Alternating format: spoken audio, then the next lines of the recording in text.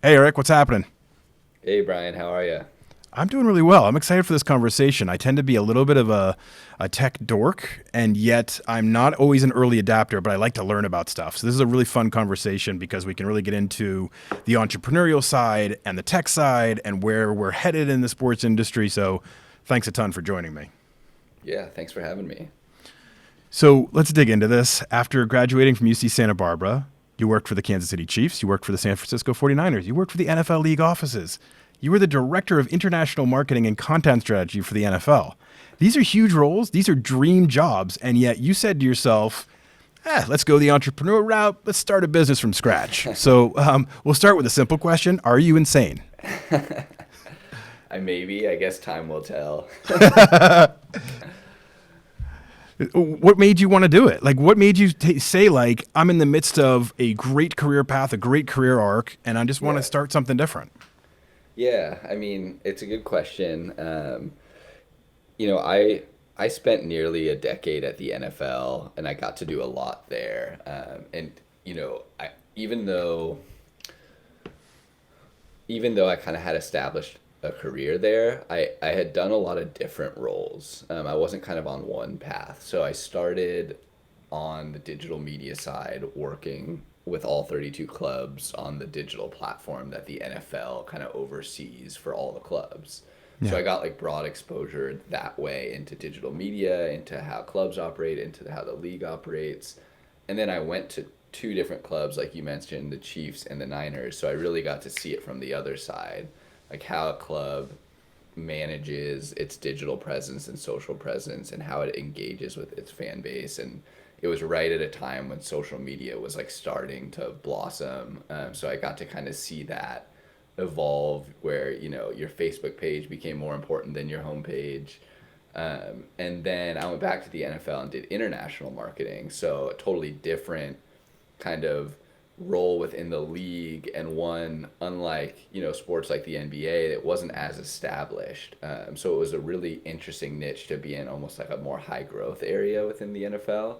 That's all to say I got to experience a lot within my time at the NFL. And it wasn't that I was necessarily just looking for a change at the time. I have always wanted to do something on my own, like start my own company. And it's funny, my co-founder now, Michael Horton, he and I worked together at the 49ers. He was a video producer there. So that was back in like 2013. And I remember like after work we would go like grab beers and just get notebooks out and just like write ideas down. Like we would just like always want to talk about like, okay, if we started a company, like what would it be? Um, and I was never one to be, there's certain, I guess, like entrepreneurial types that are just gonna like start a company. It's gonna like fail, then they're gonna start the next one and just like keep like, I guess, like throwing something against a wall until it sticks. Like I'm not that risky, I guess, like where I would never have done it if it wasn't an idea I wasn't like super passionate about and like believed in like right from the get go. So all that kind of came together with what we're doing now. And the other piece of it that made it easier for me to jump is Michael was already working with a few folks on a different startup, and basically they built our idea pretty quickly because they had the infrastructure to do it. So, normally, you have an idea and like you would have to find a developer and figure out and invest some money up front to like get it done. Him and I kind of brainstormed the idea for Slate, and it kind of was based off of something that he had heard in this startup he was working on. And yeah, they built like a prototype really quickly. And once you can kind of see and hold your idea in your hand, you're like, okay, Yeah. this is something that I could actually get behind. So yeah, it was kind of the perfect storm of things that came together. In my personal life, I was also moving. This was pre-pandemic when like working remotely obviously wasn't as established. Although I did have an opportunity to work remotely a bit for the NFL, but just something about like moving, to a different state. I moved from California to Oregon to be with my fiance, who's a physician up here. It just was a good time to make a change in that. It was a good time to take a risk too.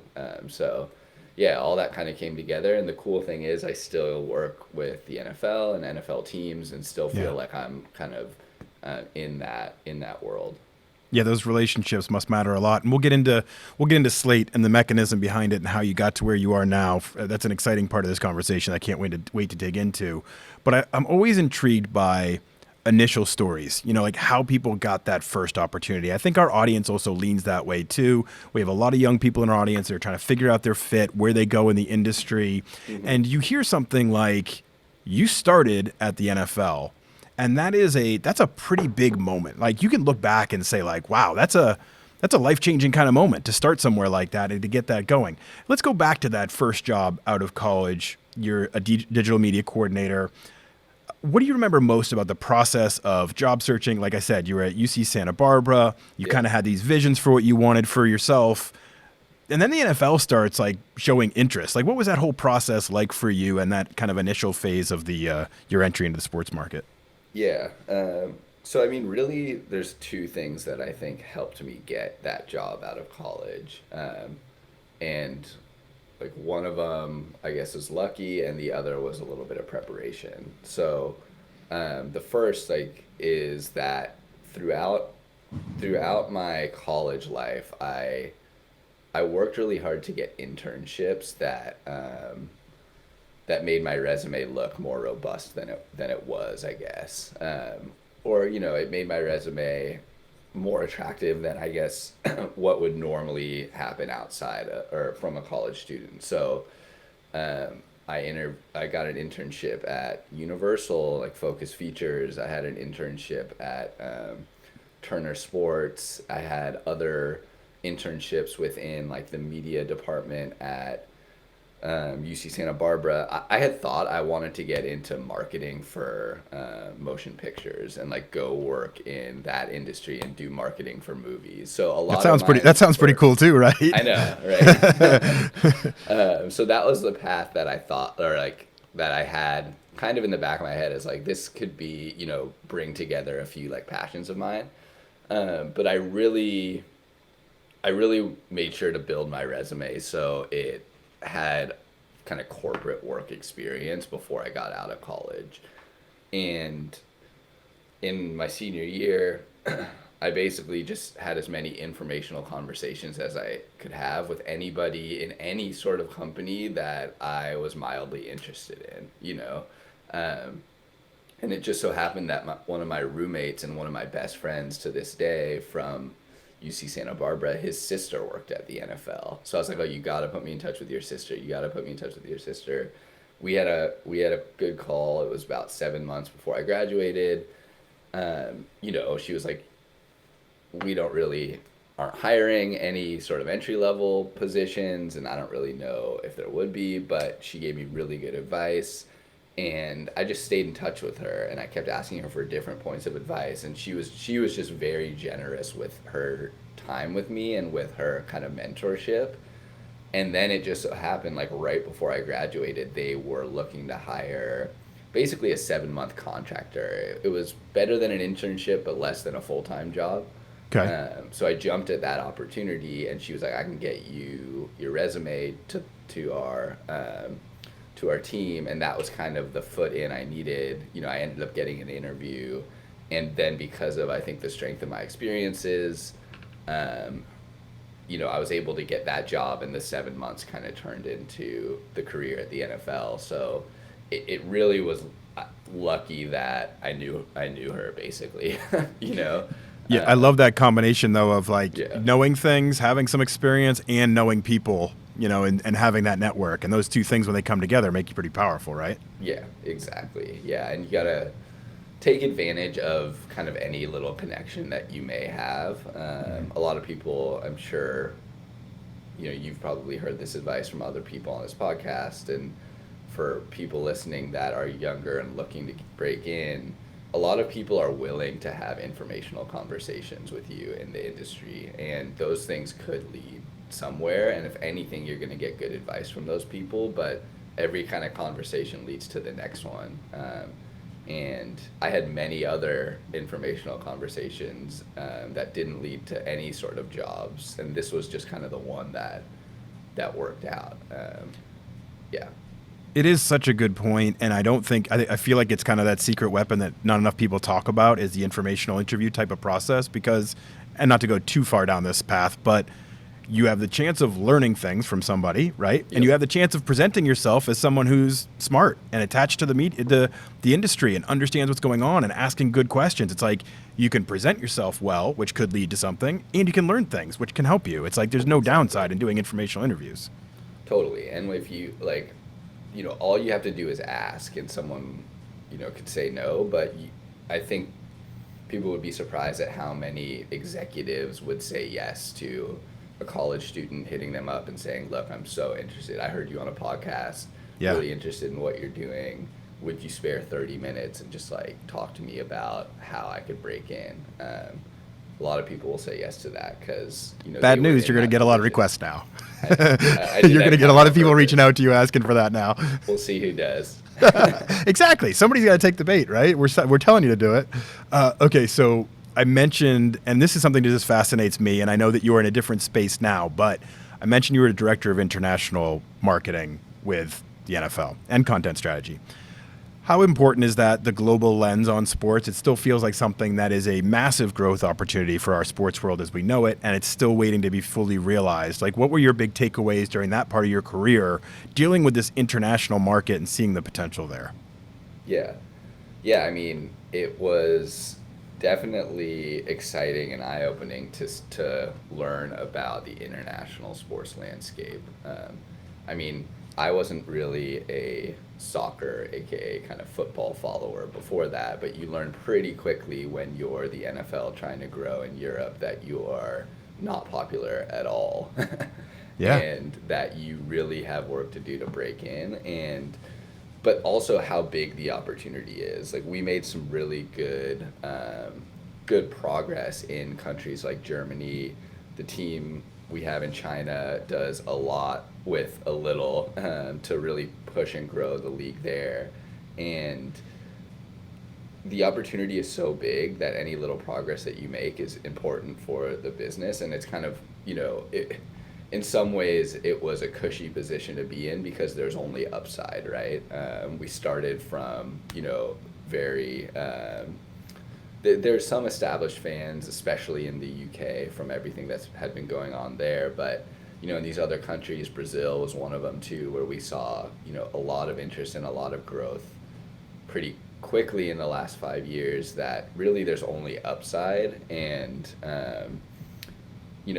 it's worth the investment, basically, to go into these markets and try to grow the game because sports is so popular all over the world. And there's a place for more sports in people's lives. It's just the NFL in particular is a very complicated sport if you haven't grown up with it. So it's not easy to consume kind of passively if you don't know the rules. So there's a lot of challenges to the NFL over, sports like the NBA internationally. One being the complexity of the game. The second being the game stopping and starting, which fans in Europe definitely aren't used to with soccer or the other football. And the last one being, everyone's covered up by helmets and pads, so you really can't see the individuals. And it isn't as, you can't make as much of an emotional connection with the superstars as you do, with LeBron or Messi and their face kind of in full screen when you're watching on TV. It's so funny you mentioned the game itself being somewhat of an impediment because I have 3 young kids, and there'll be times where I'm watching football, and it's something I've grown up with. It's something I've watched all my life and worked in and done everything with, and so it just logically makes sense to me, right? And I'll be trying to explain things to them, and I'm like, and they're like, well, why? Why are there 4 downs? Why do they have to go 10 yards? Why do they run in the middle? Like, they're asking all these questions, and I'm like, these are really good questions. I'm not sure how to answer them. Why is it 5 yards for that penalty? Why is it 15 for that one? And I'm like, great questions. I don't have any answers for you. So I can understand why that would be an impediment in growing internationally. But like you said, huge opportunity. I want to talk about Slate because this excites me. Incredible social media tool being used throughout the sports industry. You guys are growing rapidly. You have a lot of teams that you're working with, and we'll get into that. as a content guy myself, I love digging into productivity style tools of working more efficiently, but I'm also fascinated with the ideation process. Does it really help, and did it really kick it off that you're working in digital media, you're working in social communities, you understand where those problem areas are? Did that help you identify the problem that Slate could fix, and is that where it all kind of took off from? Yeah, exactly. And like I mentioned, like we have we have four co-founders total. One of my co-founders, Michael Horton, and I, work together at the Niners. So we both he was a video producer and I was a social media manager. So we kind of lived that problem. I would ask him to make sure any video he sends us for social is cut in 1 by 1 square for Instagram feed, or it's optimized in 9 by 16 for Snapchat, or like, hey, we need to start incorporating more overlays and more things, and it would go back and forth between us because he was the video producer and I was the one posting social content. And that kind of problem only increased as more and more content got posted on social media, in the years that followed, and more platforms, came out. And when I was at the NFL, I was still doing a lot of social content, and I had to do a lot of it myself from my phone, at international games in London, at different events, creating content for the different channels that we were managing, or sending it to the folks who manage content internationally. And I found myself trying to edit and produce content on the fly. And, it wasn't kind of in that moment that I thought that this tool would be helpful, but it was in a later moment when Michael and I were talking about a conversation he had through his other company with a brand that said they wanted to be able to, type in their own fonts on top of video and photo. And it kind of just clicked from there, like, not just your own fonts, basically everything you could do in social media, overlays, stickers, GIFs, quick video edits, everything that's now native to platforms like TikTok and Instagram stories, like how they allow consumers to produce content with ease that is, fun and has a ton of creative elements to it. A brand should be able to do that with all of their creative elements, not the creative elements that Instagram gave you. And when we talked about that, I thought about when I worked at the 49ers, how helpful that would have been to have. And he understood that too, based on his experience within sports and social media, and on the video editing side, being a producer. So definitely couldn't have done it without, or wouldn't have really thought of the idea without having had the experience, beforehand. And then also the experience beforehand helped us break into these markets, right? So we had Yeah. connections and teams and leagues, and we could really test our, it sounded great to us, but do other social media teams that, in sports and otherwise feel the same? And we were lucky enough to be able to get those people on the phone pretty quickly. And then we realized, oh yeah, this is a pain point that we're solving for them. And it's something that, makes sense to keep doing. So when I even think about our content marketing process or our social processes or all those things, I see all these friction points, like you said, this exchange of information, or it's got to go through this process, got to go through that process. What I hear you saying is Slate takes away a lot of those friction moments so that things can move faster. Is that how you kind of explain it? Take us through like a personal viewpoint of like, okay, you're working in social for the Baltimore Ravens or for some team that you have a client relationship with. What is that experience like for them using Slate? Just like kind of walk us through it and talk us through the functionality and how it can increase productivity. Yeah. Yeah, so basically, I guess at a high level, there's more content being posted in more places than ever before for any kind of entity, whether it's a sports team, a podcast studio, or any sort of brand. You have to be always on Twitter, Instagram, now TikTok is becoming something you can't really ignore. Every different platform is including a stories element. So there's a high volume of things to program content for. But, the tools to create content haven't really caught up. So still using Photoshop, still using Adobe Premiere, which really is built to edit feature-length films Mm-hmm. to create short-form social content. So really, we we say that Slate is a content creation platform for the social media era. It takes all the things you want from these kind of heavy-duty platforms, like controlling your branding and creating something that only is custom to you, but in a way that's quick and easy as producing natively within Instagram stories. So the way that it works is it's a mobile app and a web platform, and the mobile app is kind of a content creation experience that really is similar to what you find natively in stories or Snapchat, right? You're able to swipe over to filters. You could pull up your stickers drawer and add a sticker, tap to start typing over video on the screen. It's really quick and easy, and anyone who uses social media would know how to use our app.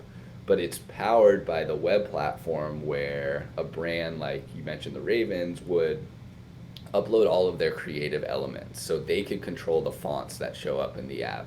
They could upload new stickers or GIFs, delete anything they want at any time, add new filters and overlays. And it's basically like if Instagram Stories was custom to the Ravens. Yeah. And they're able to produce quickly for their phone, optimize it for any platform at any size, and then post it. And I think the key is it looks like social media, like it looks native, because these elements, are native. So a lot of times, people will use Giphy within Instagram stories to add a sticker or, try to make their font highlight within that Instagram color wheel kind of look like their brand's colors. But you can't get it just right. Like Instagram isn't built for that. It's built for the masses to be able to produce, not for brands to be able to customize. So really it brings kind of the best of both worlds, we think, in terms of your content's going to look authentic to like the platforms that you're posting to, but also stay true to your brand. And, you could still own those moments that maybe, harder to produce in real I time. love it. I love it. I think it's so cool just to have like your brand kit with you at all moments and be able to work with Exactly. agility.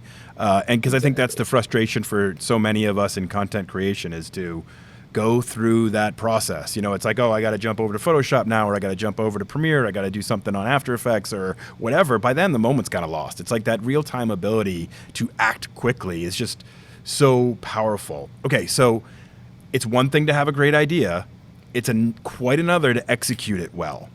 When you look back now, and I know you're still early phase in Slate, but you've got clients, you've got teams you're working with, you've got leagues that are working with your product because it's good, right? It works for them. As you look back now, what were the key moments in taking Slate from this good idea that you and Michael Horton sit around at a bar writing down on a napkin or whatever to an actual formalized product that you can go to a team, you can go to a league and say, this is it, this is why you want it, and have them say, yeah, we do, we see it. Yeah, I mean, that was one of the big kind of benefits that at least I had stepping into this, and really it comes down to my three co-founders, Michael, Yuri, and Will, who them three were working on a different product for a year and change before Slate. So they had built a mobile app, and it was a B2C SMS texting app where you can kind of text in different fonts. Okay. So they were working on something already, and basically kind of the impetus of Slate like came out of a conversation they had with a brand and a conversation that Michael and I then had afterwards. And Michael took that back, all that information that he had learned from the brand, and then when we had talked and said, wow, this is something that could be really impactful, especially in sports, basically took it back to his team there, and they spun up a version of it really quickly, because they already were, like I said, building kind of a product, and a lot of the infrastructure or some of the infrastructure from that product was used to create Slate. So, Yuri, who's our CTO and he was the developer, he's basically a genius and just built it That really always helps, quickly. right? Yeah, so all of a sudden, and like I mentioned, like I just kind of was spitballing the idea with Michael, and it felt like, a few weeks, maybe it was a month or so later, he was sending me a prototype of the app. I was like, what? Like, this is Yeah. crazy? So Yeah. all of a sudden, we had something to then go knock on doors with and show teams and get feedback from, and kind of it went from there. But yeah, really the kind of infrastructure that those three guys laid, and then, being able to take an idea, basically pivot what they were doing before to this, which was totally different, B2B, like totally different type of business, um, really allowed us to get a product like out there quickly and then just build on it from there. And yeah, we keep, Yuri is a machine basically. People might be surprised at like how much he was able to build himself before we started hiring other developers. It's amazing, and it's an important part of a team, I think, is that somebody that can translate ideas to actual technical deployment, right? It's like we all have ideas, we all come up with stuff, and that's the 80-20 rule, right? It's like 20% the idea and 80% the actual execution of it. Totally. And so to have that person on your team is absolutely invaluable. I was thinking as I was kind of preparing for this conversation, I was researching into Slate and I was looking into a lot of things you had accomplished. And I thought back to about 7 years ago, I was interviewing for a job at a pretty well-known sports network to be their VP of production. And their CEO, as I'm doing the interview, he says to me, so, what would our content look like if you were in charge? And I was very adamant about behind the scenes content, stuff people don't see, really get beyond highlights and news. And I swear I watched his face just go blank. Like I think he was scared to death that I was even thinking about doing that kind of thing, because Yeah. you could picture the partners being like the broadcast partners, the teams being like, no way, we don't want any part of that. But things have changed. And that is an appetite. That is an area that people want to see more and deal more with. How does Slate play into that? Because I saw on your case studies and some of the things on your website, I mean, so much of what you're able to create are those moments that nobody else is able to see. And that's what makes it special, right? Isn't that what content should be driving towards, especially in sports? These visuals that just aren't so obvious and available to everyone? Totally. Yeah, and I mean the thing is, as a brand these days, the content that's going to set you apart from others is the level of access that you have and kind of showing behind the curtain basically, especially in sports, right? It's not about who has the most expensive camera and who could like produce like the best kind of hype video. It's about you are the only one who has access to walk in the tunnel behind the quarterback like on his way out, and you're not going to get that anywhere else, or you're the only one that has access to inside the facilities on a Wednesday and guys are walking around before practice. And that idea extends way beyond sports too, right? This idea that people want to see what it's like behind the scenes at brands. If you're, I don't know, a big brand doing a photo shoot or a commercial, like Instagram stories is there for you to be showcasing that behind the scenes. Other platforms are there for you to post the fully produced piece, right? But social media is there for you to show how the sausage gets made basically, and give a personality to your brand that you couldn't do before these platforms existed. And really like Slate lets brands create that content that's optimized for social with ease, so it doesn't become another production to do the behind the scenes production. And I think this appetite for kind of real time, authentic, behind the scenes, kind of raw content isn't going to go away. And it's the reason why, and I keep saying stories, which isn't the only focus, but obviously is like a big driver of this. It's the reason why you're seeing this stories format kind of explode everywhere, is because people like that ephemeral content and they want to basically see what it's like, behind the person's phone lens that's there and has access to places and people that they don't have access to. And the good thing about that is it's cheap to produce that content. Mm-hmm. All you need is to be in the room and to start recording on your phone. but it's hard to control your brand when you're producing from your phone, which is where we come in. But I totally agree with you that that content, is shouldn't be overlooked and is only going to be more important and valuable, I think, in the next 5 years.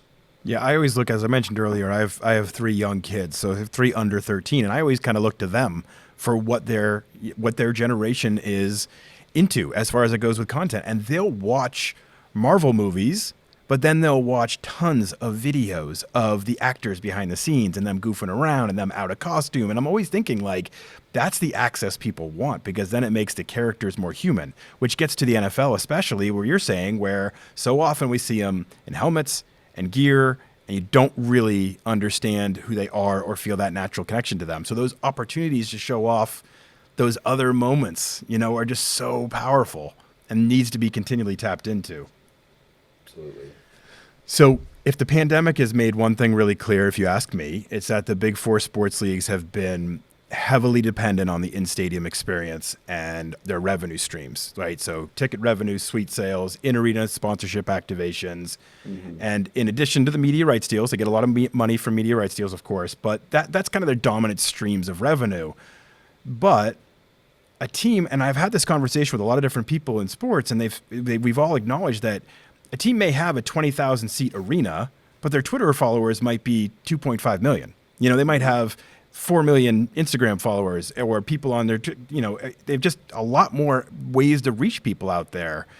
Are teams, in your view, starting to diversify their revenue streams as well, especially over the last year, and figure out ways to monetize those social and digital followings? Because if you ask me, your product would play directly into that, an ability to sponsor content and get a brand out there that doesn't necessarily rely on butts in the seats at an arena or a stadium, right? Yeah. Yeah, I mean, it's definitely, sports has been forced to adapt to that in the past year. And I think we've seen a lot more teams basically monetize their social media in ways that they probably wouldn't have done before the pandemic. It became, especially during kind of March, April, May, when none of these leagues were operating, it became their only touch point really to the outside world when you think about it. So I think in general, social and digital, kind of the value of it within an organization, especially in sports, was amplified, and I think that's kind of a good outcome in the sports industry from what took place, and obviously all the negative things that have come of it. It has accelerated innovation and accelerated, I think, the way that these teams are valuing their social and digital platforms, and that the way that they're monetizing and partnering with brands, because it should be more valuable to sponsor something that year round could reach way more people than on social and digital than in stadium. At least it should have a place to have its own value. Yeah. A lot of what I saw before the pandemic was social would be basically an add-on. So like you'd sell an in-stadium sponsorship, and then there would be a box that was just like, and you'll also get like 10 social posts. Like we'll just like throw that in there as like a cherry on top, where now social is definitely being packaged and being sold as its own asset. And I think teams are pleasantly surprised on the sales side at the value they can get from it. And on the content side, that, it's not disrupting their content too much. Now, some social media managers may argue with that and say, there's too much sponsored content and we don't want it to look like, just all logo slaps everywhere. But I think a lot of teams have gotten really creative this past year and found a really good balance between how do we monetize this content without it being overwhelming and not everything being sponsored, and how do we get creative with the things that we monetize so it doesn't feel like sponsored content. One that comes to mind that I really like is the Arizona Coyotes did like a morning skate piece of content. So they always record, it's just warm-ups basically that happen in hockey. And it's just shot on a phone, and they record it and they post it on stories and they post it to other platforms. but they designed a really good filter with their own branding. It says like morning skate, and it has a kind of a coffee cup in the middle, and it's kind of like their own moment. Like they now kind of own that moment. That's like their morning skate. That's how it's almost like a little chapter for them in their social media day, like a sub brand. And of course, they went and got that sponsored by Dunkin' Donuts, and it just works really well. They created the asset. They basically made it into a content series by posting it consistently, and then they took it to a partner and got it sold. And that's the sort of thing that I think really makes sense in today's day and age, especially for sports. Is that's that's a moment that you own as a brand, and it's as easy as capturing it on your phone, and obviously like with Slate, as easy as like swiping over to a filter. And now you can get that sold, and it's not like, hey, we need to think of a whole new TV show to create to bring sponsors in. Like it's just, a quick, record on your iPhone, and you're giving sponsors value because they're the only ones that have access to morning skate. Like fans can't go in there and get that content. So that's exclusive to them and something that they could monetize. So I really liked that example as kind of a perfect combination of things that are working during this time. I love that idea of owning your moments, those things that only you can access, that fans aren't at, that the media might not be at, or whatever else. I mean, I love that idea of capitalizing on those moments and then partnering with sponsors. It just makes so much sense, and you're hitting the right market too. You're hitting the right demographic. You're hitting a youthful audience that is going to be looking at and watching that, and it's so smart. Eric, this has been awesome. I'm so excited to learn more about Slate and see how you guys continue to grow. We'll finish up with this. I read an interview with you, and this is totally on a tangent. This is a totally different subject, but I'm excited to talk about it. I read an interview with you where you discussed the need for higher salaries in the sports industry for people starting out. And I just lit up. Like, I couldn't agree more. I've ranted for years on this show about how frustrated I am with the fact that there's still a lot of people that don't do paid internships, and that in and of itself, is unfair because it allows some people that can afford to work for free to get internships and get experience, and other people that can't afford to work for free, that need to make money, don't get the experience they need. So I've ranted for a long time about paid internships across the board, salaries that compare across other industries.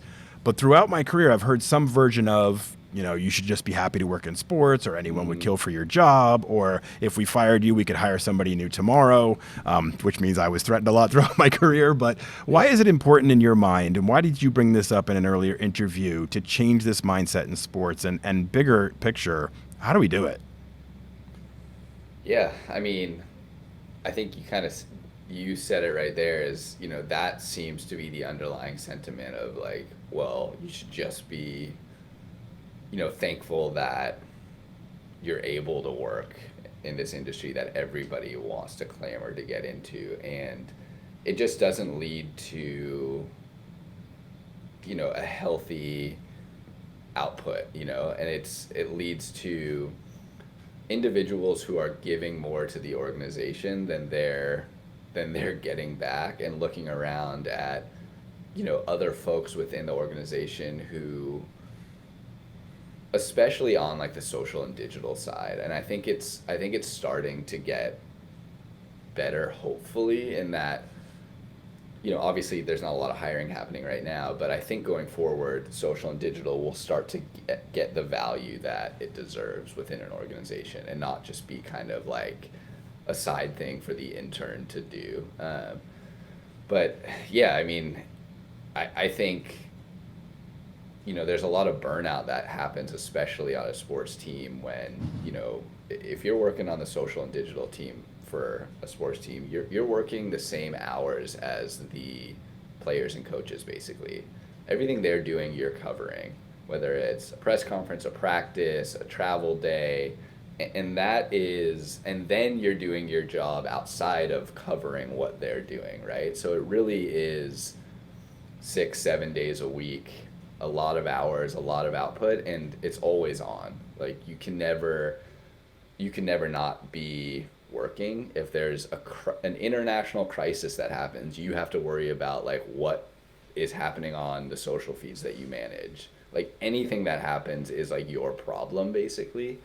And Yeah, I think it's just crazy how undervalued, you know, coordinators, managers, interns are at these companies, at these teams and leagues, um, when really like they should have the money to pay the people more and want to keep people happy and keep them around. And it's no surprise you see in sports people jump around a lot.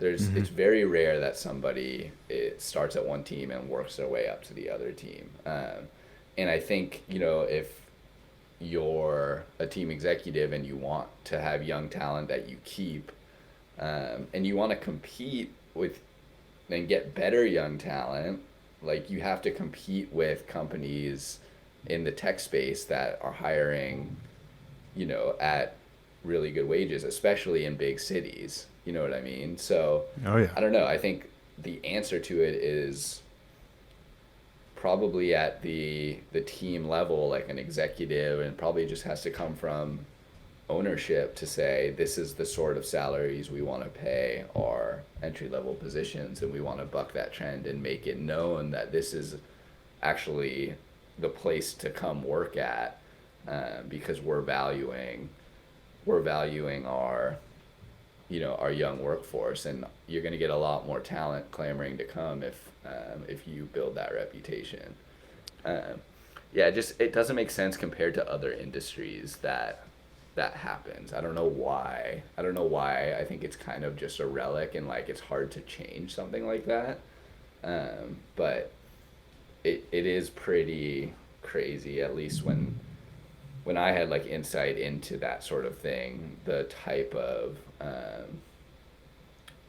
compensation that a lot of these people were making based on how much value they were adding to what in essence is a pretty small organization, that does a ton of business. There's not a lot of individuals and headcount at these teams. It's so true, and you're preaching to the choir. I've felt this way for a long time too, and I hope that we can start changing some of those mindsets, because I know a lot of executives listen to this show. I know a lot of young people starting out in their careers have felt this frustration. Decision makers listen, and the more we talk about it, the more we can benefit others moving forward. Because you're right, there will be a mind drain, a creativity and innovation drain, if there isn't the money to follow a lot of these people who are coming up in the industry. You're not going to get the best people. You're not going to get the most creative minds. You're not going to get the most innovative minds at the sports level if we're not compensating appropriately and on par with other industries, like you said, like tech. So hopefully this is something we can see as a business case just as much as anything else, and we can change that mindset. Eric, this is Yeah. awesome. Where can people learn more about Slate? Our website is slateteams.com, and that's our Twitter handle as well. And on Instagram, we're slate.teams, because Slate Teams was taken, I believe. I think we need to How hit dare up they? Instagram about that. Yeah. Uh, Although I think no one's using it, so we may be able to grab that. And then Just force your we're way gonna in. be launching a TikTok account too as well to be sharing some like industry tips and tricks and trying to do more there. So we'll be Slate Teams on TikTok as well.